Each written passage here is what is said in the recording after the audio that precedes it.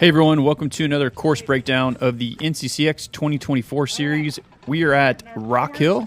This course was recently switched for the Boone race due to the hurricane damage and stuff up there. Thinking about everybody up there, but we're going to do the course preview today for this one, and boom, we're off to the races. I got a terrible start once again. Still need to work on those, and to make sure I can get towards the front, I have to pump out a really big sprint to get towards the front, come on the inside of that rider, and then now we're off to the races.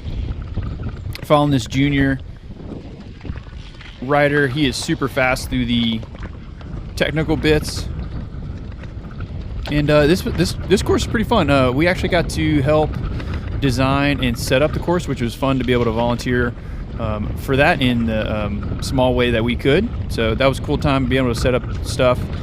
But I'm quickly onto the power after I fumbled the start, making sure I get towards the front and kind of control my own destiny here, coming through the first part of the course.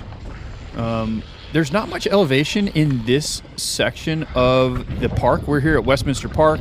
It's owned by the Presbyterian Church, so we appreciate them letting us come out and do this. But there was a lot of different activities going on in the park on this Sunday, and there is some good elevation change, but we just weren't able to access it due to just different events going on. So this course is super powerful, very flat, not very technical, so just staying on the power and being a little bit of a diesel motor is going to be to your advantage.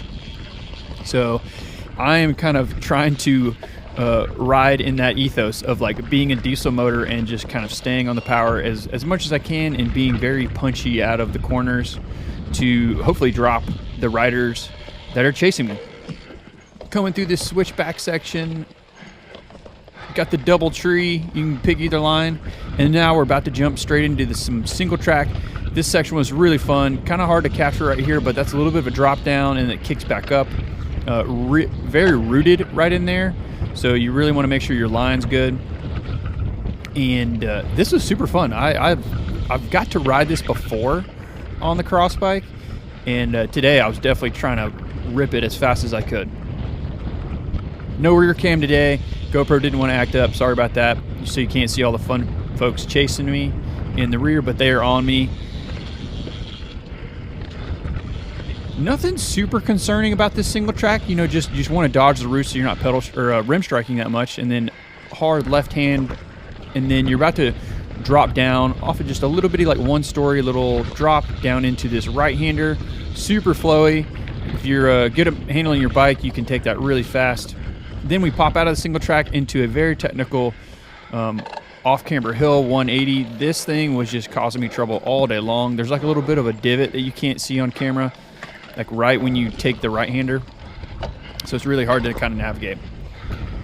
On to some more flat sections. This is slightly uphill, and we did our best to kind of give a chicane in a couple of different areas so it's not just a huge straight shot back to the middle part of the course. We're still going uphill right here. All right, you're about to see me mess up. I'm going to catch this stake on the inside of my bar. Just full gas, not really thinking about it. So I unhook it from my bar, and then it gets caught on my pedal. So I'm like dragging the stake, trying to get unclipped. As a result, I get passed by 3 guys. So now I'm back and forth, and I'm like, oh no. So I get on the power really quick to catch back up to this rider. Off-camber 180s right here. Trying to get my head back in the game from making a mistake. Come out of this right by the pit entrance for number 1. And now we're about to hit some flat, hard-packed gravel or dirt roads. This is kind of like their construction area for the park, so we kind of got to be able to mob through it, which was pretty fun.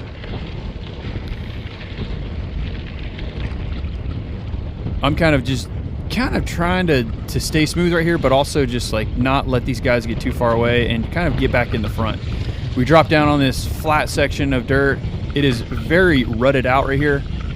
Drops down, hard to capture on camera, but you're dropping pretty quick. And then to a off-camber right-hander, kind of muddy-ish, loose there, but it ended up drying out later in the day. And then now we're going into, I would consider this like single track number 2 of the course. And this is probably where we're going to get most of our elevation change out of this course for this setup. Right-hander into a little just uphill dig, taking that left, and then it's going to drop back down into an open section, into a sweeping right and left chicane. This was a really fun part of the course. It was super flowy right through here.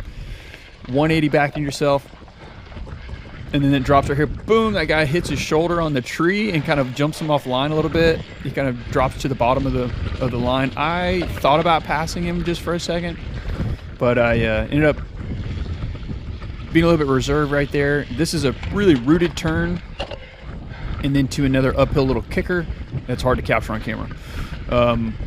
You want to dig out of this thing. You can tell my power's up there, so just it's really hard. Want to stay on the gas. And then now we're over by the intramural fields, and it turns out to be flat. So as soon as it flattened out, I was like, all right, this is a great time to pass and regain the lead.